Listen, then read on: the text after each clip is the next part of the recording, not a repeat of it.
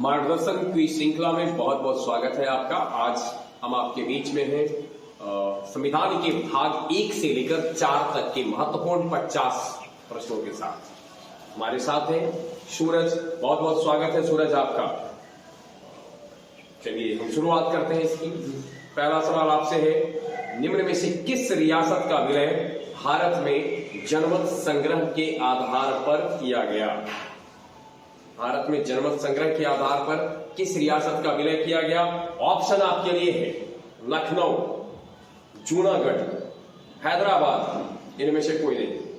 Option B Junagadh. Junagadh का विलय भारत में जनमत संग्रह के आधार पर हुआ था। बिल्कुल सही उत्तर दिया है। संविधान का भाग 1 में कुल कितने अनुच्छेद हैं? ऑप्शन ध्यान से देखिए। भाग 1 में कितने अनुच्छेद हैं? 3, 6, 7, 4। Option D 4।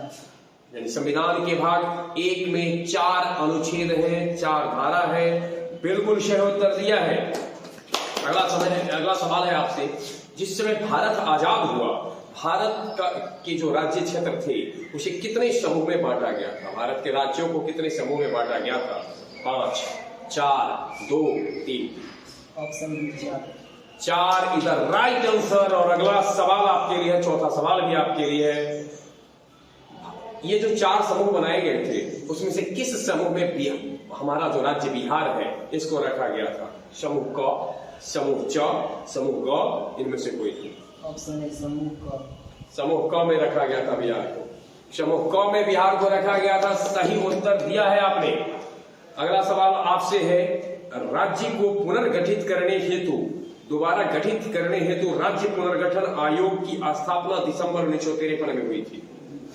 बताना ये है, दिसंबर 1953 में पुनर्गठित राज्य पुनर्गठन आयोग जो गठित किया गया उसके अध्यक्ष कौन थे? Hridaynath Kunzru, K M. Panikkar, Fazal Ali, B R. Ambedkar. Option C Fazal Ali. Fazal Ali थे पुनर्गठन आयोग के, राज्य पुनर्गठन आयोग के अध्यक्ष। बिल्कुल सही उत्तर दिया है।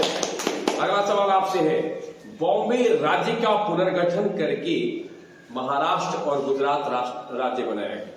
बॉम्बे का पुनर्गठन करके महाराष्ट्र और गुजरात है। आपको बताना वो वर्ष कौन था जब मुंबई राज्य का पुनर्गठन करके 2 राज्य भारत में आए, महाराष्ट्र और Gujarat. Option A 1962, B 1961, C 1960, D 1970। Option C 1960। 1960 सही उत्तर है। बिल्कुल सही उत्तर है। कौन भारत का 23वां राज्य है? निम्न में कौन भारत का 23वां राज्य है? गोवा, अरुणाचल, हिमाचल, मिजोरम। Option B Mizoram. मिजोरम भारत का 23वां राज्य है। सही उत्तर है। नवंबर 2000 में किस राज्य का पुनर्गठन किया गया था? ध्यान से सुन लें। नवंबर 2000 में निम्न में से किस राज्य का पुनर्गठन किया गया? उत्तर प्रदेश, बिहार, मध्य प्रदेश, इनमें से सभी। इनमें से सभी सही उत्तर है। उत्तर प्रदेश को वर्गीकृत कर, विभाजित कर उत्तराखंड, वहीं बिहार से अलग करके झारखंड और मध्य प्रदेश से अलग करके छत्तीसगढ़ राज्य का निर्माण किया गया। 2000 में गठन किया गया था। अगला सवाल आपसे है, किस अनुच्छेद के अंतर्गत संसद विधि द्वारा नए राज्य को संघ में सम्मिलित कर उसे राज्य का दर्जा दे सकता है? भारतीय संविधान का कौन सा अनुच्छेद है जो संसद को यह अधिकार देता है कि वह किसी क्षेत्र को अधिग्रहित करके उसे नए राज्य का दर्जा दे सकता है? अनुच्छेद 2, अनुच्छेद 3, अनुच्छेद 4, अनुच्छेद 1।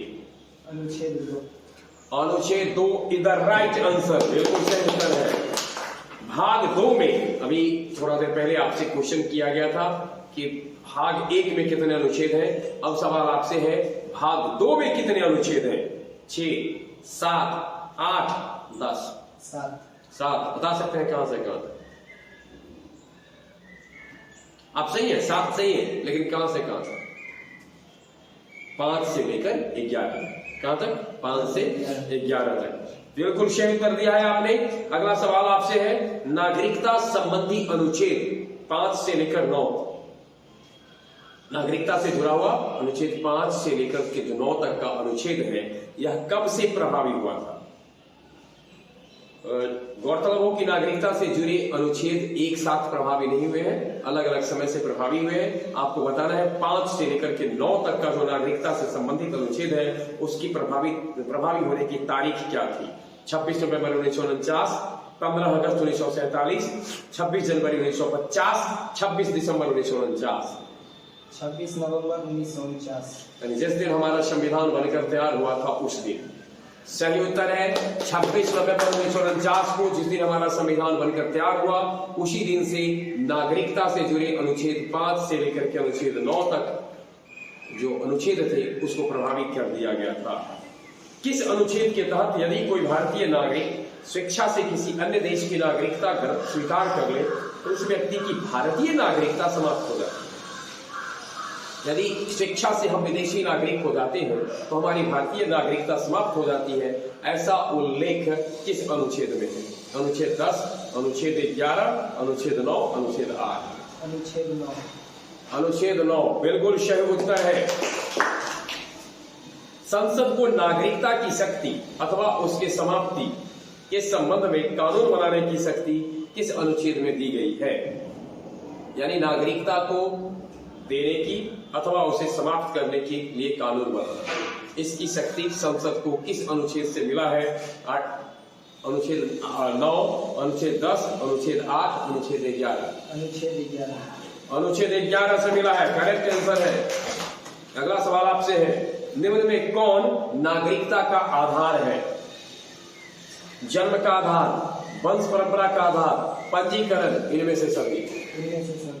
यानी जन्म के आधार पर भी नागरिकता दी जाती है, वंश के आधार पर भी नागरिकता दी जाती है, और नागरिकता के लिए हम पंजीकरण भी करा सकते हैं। सही उत्तर है।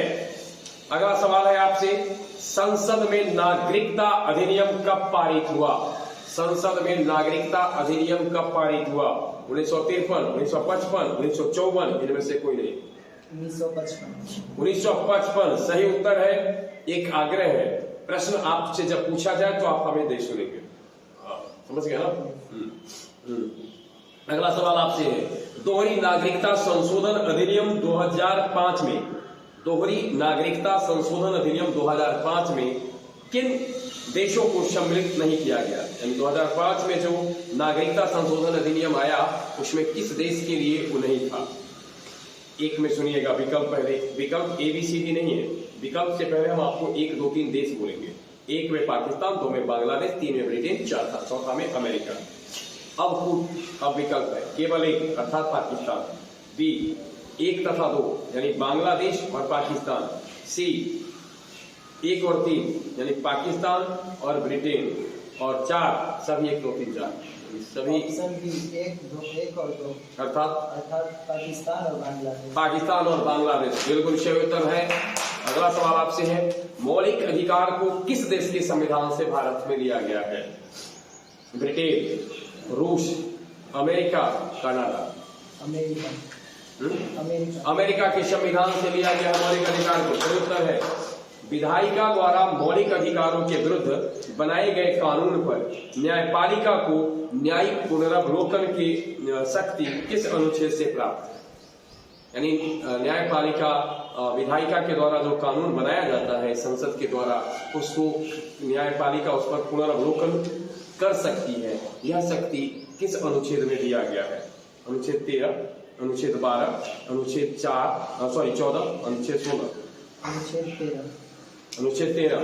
अनुच्छेद 13 कहता है मौलिक अधिकारों के विरुद्ध अगर विधायिका कानून बनाती है तो न्यायपालिका उसको पुनरावलोकन कर सकती है। बिल्कुल सही उत्तर है। अगला सवाल आपसे है, किस वर्ष संसद द्वारा विधेयक पारित कर संपत्ति के अधिकार को, जब हमारा संविधान लागू हुआ था तो हमारे देश में संपत्ति के अधिकार को मौलिक अधिकार की श्रेणी में रखा गया था, लेकिन किस वर्ष संसद ने विधेयक पारित कर संपत्ति के अधिकार को मूल अधिकार की श्रेणी से हटा दिया? 77, 1977, 1975, 1978, 1980? 1978 सही उत्तर है। वर्तमान में संपत्ति का अधिकार अनुच्छेद 300 क में कानूनी अधिकार के रूप में है। यह किस भाग में, यानी कानूनी अधिकार हो गया, मौलिक अधिकार से हटा दिया गया उसे कानूनी रूप से, यानी आपको अगर आपके पास जो संपत्ति है उसका आप ब्यौरा प्रस्तुत करते हैं तो आपको रखने का अधिकार उसको है, बताइएगा तो कानूनी अधिकार है। आपको बताना है यह भाग कौन सा है। अनुच्छेद 300 के कौन में रखा गया है? भाग 12, भाग 11, भाग 13, भाग 10। भाग 12 में है, करेक्ट आंसर है। आपको बताना है किस अनुच्छेद में मूल संविधान में संपत्ति का अधिकार मौलिक अधिकार के रूप में रखा गया। अर्थात जब हमारा मूल संविधान बना था तो संपत्ति के अधिकार को मौलिक के अधिकार के रूप में किस अनुच्छेद में रखा गया था, जिस अनुच्छेद को बाद में निरसित कर दिया गया, निकाल दिया गया। अनुच्छेद 31, अनुच्छेद 29, अनुच्छेद 33, अनुच्छेद 28। अनुच्छेद 31 में थे संपत्ति का अधिकार मौलिक अधिकार के रूप में, सही है। अगला सवाल आपसे है, अनुच्छेद 25 से 28 के अंतर्गत किस मौलिक अधिकार को रखा गया है? संवैधानिक उपचारों का अधिकार, धार्मिक स्वतंत्रता का अधिकार। ध्यान से देखेंगे, अनुच्छेद 25 से अनुच्छेद 28 संवैधानिक उपचारों का अधिकार, धार्मिक स्वतंत्रता का अधिकार, समता का अधिकार, संस्कृति एवं शिक्षा का अधिकार। धार्मिक स्वतंत्रता का अधिकार। धार्मिक स्वतंत्रता के अधिकार की चर्चा अनुच्छेद 25 से 28 के बीच में है, यानी स्वतंत्रता के अधिकार के अंतर्गत। बिल्कुल सही उत्तर दिया है आपने। किस संविधान के द्वारा संपत्ति के अधिकार को मौलिक अधिकार की श्रेणी से हटा दिया गया? अभी हमने पीछे जिक्र किया कि 1978 ईस्वी में ऐसा हुआ और अनुच्छेद 31 को हटाया गया। अब सवाल है कि यह संशोधन विधेयक कौन सा था? ध्यान से सुन ले। 41वां, 42वां, 43वां, 44वां? 44वां जी सही उत्तर है। 44वां संविधान संशोधन के द्वारा अनुच्छेद 31 को संविधान से निरसित करते हुए मौलिक अधिकार की श्रेणी से संपत्ति के अधिकार को हटा दिया गया है और ये 1978 ईस्वी में हुआ था। अगला सवाल है, किस अनुच्छेद के तहत धर्म, मूल, वंश, जाति, लिंग या जन्म स्थान के आधार पर भेदभाव का अंत कर दिया गया है? अनुच्छेद 14, अनुच्छेद 17, अनुच्छेद 15, अनुच्छेद 16। धर्म के आधार पर, मूल, वंश, जाति, लिंग सबके आधार पर सारे भेदभाव खत्म करने वाला अनुच्छेद है 14, 17, 15, 16। अनुच्छेद 15 के तहत तमाम भेदों को खत्म कर दिया गया है। सही उत्तर है। लोक नियोजन में, पब्लिक सर्विस में समानता किस अनुच्छेद के अंतर्गत रखा गया है? अनुच्छेद 14, अनुच्छेद 16, अनुच्छेद 17, अनुच्छेद 20? अनुच्छेद 16 लोक नियोजन में समता प्रदान करता है। सही उत्तर है। अदर बैकवर्ड क्लासेस, अन्य पिछड़ा जो वर्ग है, को आरक्षण दिया जाता है ओबीसी को। आपको बताना है इसका प्रावधान, ओबीसी को आरक्षण देने का प्रावधान किस अनुच्छेद में किया गया है? ध्यान से सुनेंगे। 16 के घ, 16 के क, 16 के ग, इनमें से कोई नहीं। ऑप्शन ए 16 के घ। 16 के घ यानी A B C D. D बिल्कुल सही उत्तर है। अगला सवाल आपके है, पिछड़े वर्गों की पहचान के लिए कौन सा वर्ग को पिछड़ा वर्ग कहा जाए? इसके लिए काका कालेलकर आयोग का गठन किया गया। काका कालेलकर आयोग का गठन किस वर्ष किया गया था? 1978, 1980, 1953, 1990? काका कालेलकर आयोग का गठन किस वर्ष किया गया? 1978, 1980, 1953, 1990? 1953 इज द राइट आंसर। अनुच्छेद 17 भारत के संविधान का एक महत्वपूर्ण अनुच्छेद है।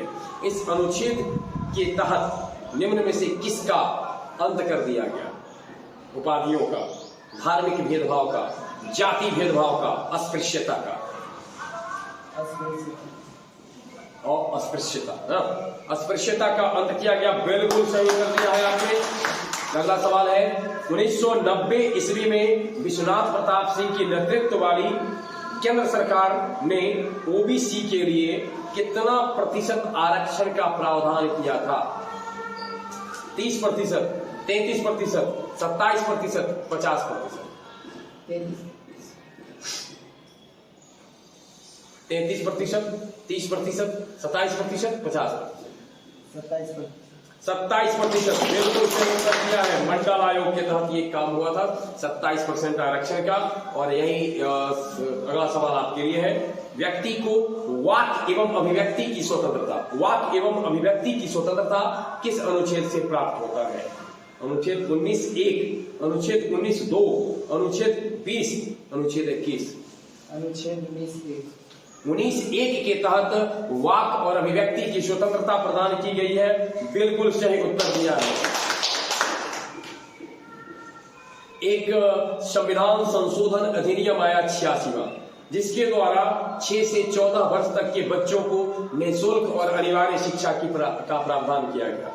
आपको बताना है 86वां संविधान संशोधन जिसके तहत 6 से 14 वर्ष के आयु के बच्चों को निःशुल्क और अनिवार्य शिक्षा की व्यवस्था की गई, वह किस वर्ष सदन में लाया गया था? 1986, 2000, 2002, 1999। 2002। 2002 इज द राइट आंसर, बिल्कुल सही उत्तर है। और अगला सवाल आपसे है, धार्मिक कर को किस अनुच्छेद के तहत समाप्त कर दिया गया? यानी कोई धार्मिक कर नहीं लगेगा धर्म के नाम पर, किस अनुच्छेद के तहत समाप्त किया गया? 27, 26, 28, 29। 28 के तहत समाप्त कर दिया गया। अपनी भाषा, बिल्कुल सही उत्तर है। पहले तो आपको अपनी भाषा, लिपि या संस्कृति को बनाए रखने का अधिकार व्यक्ति को किस अनुच्छेद से प्राप्त है? 29, 30, 28, 30 के कौन? 29 से सही उत्तर है। किस अनुच्छेद से प्राप्त मौलिक अधिकार को डॉक्टर भीमराव अंबेडकर ने संविधान की आत्मा कहा है? एक बार फिर से सुन लें, किस अनुच्छेद से प्राप्त मौलिक अधिकार को भीमराव अंबेडकर ने संविधान की आत्मा कहा है? अनुच्छेद 30, अनुच्छेद 33, अनुच्छेद 29, अनुच्छेद 32। अनुच्छेद 32। जानते हैं क्या? संवैधानिक उपचारों का अधिकार, और इसको कहा गया है संविधान की आत्मा। किनके द्वारा? भीमराव अंबेडकर के द्वारा। सही उत्तर है। सर्वोच्च न्यायालय द्वारा रीट जारी किए जाते हैं। कितने रीट हैं जिनको जारी करता है सर्वोच्च न्यायालय? 4, 5, 6, 7। 5 रीट सर्वोच्च न्यायालय के द्वारा जारी किया जाता है। सही उत्तर है। और अगला सवाल है आपसे, किस रीट के तहत सर्वोच्च न्यायालय किसी सरकारी अथवा सार्वजनिक संस्था को कर्तव्य पालन का आदेश देता है? कर्तव्य पालन को सर्वोच्च न्यायालय के द्वारा आदेश दिया जाएगा किसी सरकारी संस्था अथवा सार्वजनिक संस्था को, किस रीट के द्वारा ऐसा किया जाता है? ऑप्शन ए परमादेश, बी प्रतिषेध, सी उत्प्रेषण, डी अधिकार प्रतीक्षा। परमादेश अर्थात की मैंडामस, प्रोहिबिशंस, सर्सियरी के वारंट, किसके तहत ऐसा होता है? ऑप्शन ए परमादेश यानी मैंडामस के तहत। बिल्कुल सही उत्तर दिया है। किस अनुच्छेद के तहत मार्शल लॉ, सैन्य कानून है, लागू होने की स्थिति में मौलिक अधिकारों पर प्रतिबंध लगाया जा सकता है? अनुच्छेद 33, अनुच्छेद 34, अनुच्छेद 35, अनुच्छेद 36। अनुच्छेद 34। अनुच्छेद 34 कहता है, सही उत्तर है। अनुच्छेद 34 कहता है कि मार्शल लॉ यदि लागू है तो हमारे कुछ मौलिक अधिकारों पर प्रतिबंध लगाए जा सकते हैं, लेकिन गौरतलब हो कुछ ऐसे होते हैं मौलिक अधिकार जिस पर प्रतिबंध हम उस समय भी नहीं लगा सकते हैं। संसद को किन अनुच्छेदों से मौलिक अधिकारों पर प्रतिबंध लगाने की शक्ति प्राप्त है? मौलिक अधिकारों पर प्रतिबंध लगाने की शक्ति संसद को किस अनुच्छेद से मिला है? अनुच्छेद 33 से 35, अनुच्छेद 33 से 36, अनुच्छेद 33, 34, अनुच्छेद 35। अनुच्छेद 33, 34। अनुच्छेद 33, 34 राज्य की अनुच्छेद 33, 34 बिल्कुल सही उत्तर है, जिसके तहत संसद को मौलिक अधिकारों पर प्रतिबंध लगाने की शक्ति प्राप्त है। अगला है, किन अनुच्छेदों से प्राप्त मौलिक अधिकारों को न तो निलंबित किया जा सकता है और न प्रतिबंधित किया जा सकता है?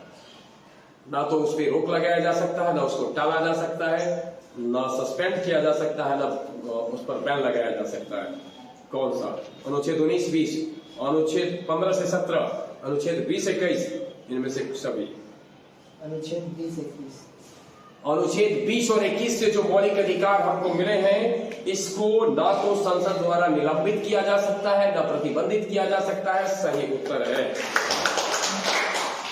गोलकनाथ बनाम पंजाब राज्यवाद किस वर्ष का है? 1968, 1951, 1973, 1967। 1968 1968, 1951, 1973, 1967। 1967 करेक्ट आंसर है। केशवानंद भारती मुकदमा किस राज्य के विरुद्ध था? कर्नाटक, केरल, पंजाब, बंगाल। केरल सही उत्तर है।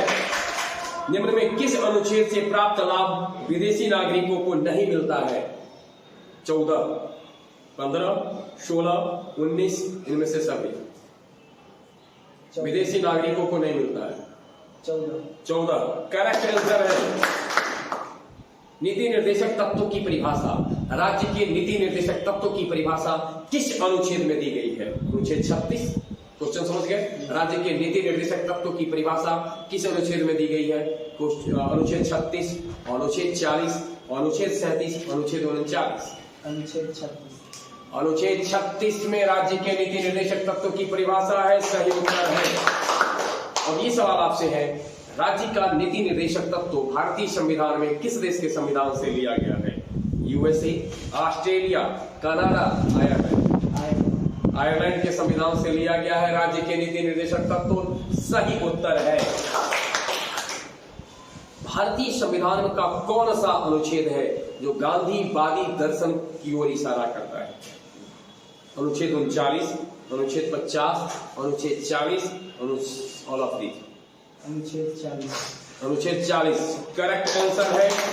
गौरतलब हो कि इसी अनुच्छेद के तहत राज्य को यह कर्तव्य दिया गया है कि आप लोक कल्याणकारी व्यवस्था करेंगे, सारे लोगों का कल्याण हो ऐसी व्यवस्था करेंगे। गांधी जी का यह सपना था।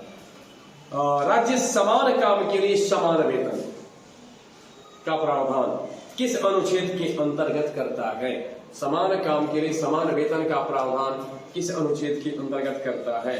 अनुच्छेद 37, अनुच्छेद 39, अनुच्छेद 38, अनुच्छेद 40। अनुच्छेद 39 के तहत करता है। सही उत्तर है। और इसी को आधार बनाकर बिहार में जो नियोजित शिक्षक हैं उनकी मांग सरकार से निरंतर जारी है। इसी अनुच्छेद का उल्लंघन होता हुआ वो समझते हैं। लोक कल्याणकारी राज्य का निर्माण राज्य का मुख्य उद्देश्य है। यह व्यवस्था किस अनुच्छेद में? 38, 37, 39, 40।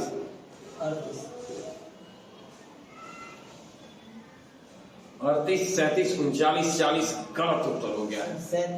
37 है सही उत्तर है। अनुच्छेद 44 के समान अनुच्छेद 44 के राज्य समान नागरिकता संहिता के अंतर्गत क्या आता है? सबके लिए समान विवाह कानून, सबके लिए समान तलाक कानून, सबके लिए संपत्ति अधिकार कानून, उपरोक्त सभी बिल्कुल सही उत्तर है। किस अनुच्छेद में दुधारू नस्ल के जानवरों की हत्या पर रोक लगाने का अधिकार राज्य को दिया गया है, जिसके तहत हमें उन नस्लों की पशुओं की रक्षा करनी है जो दूध देने वाली।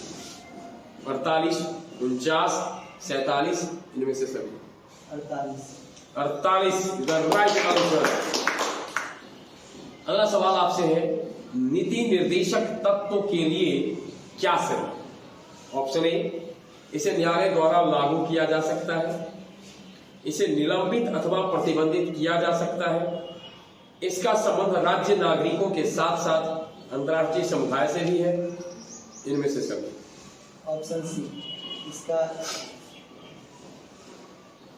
इसका संबंध राज्य नागरिकों के साथ साथ अन्य अंतर्राष्ट्रीय समुदाय से भी है, यानी उसके लिए भी कल्याण की बात हमें सोचनी है। बिल्कुल सही उत्तर दिया है। बहुत बहुत धन्यवाद हमारे यहाँ आकर इस क्विज कॉन्टेस्ट में प्रतिभागी बनने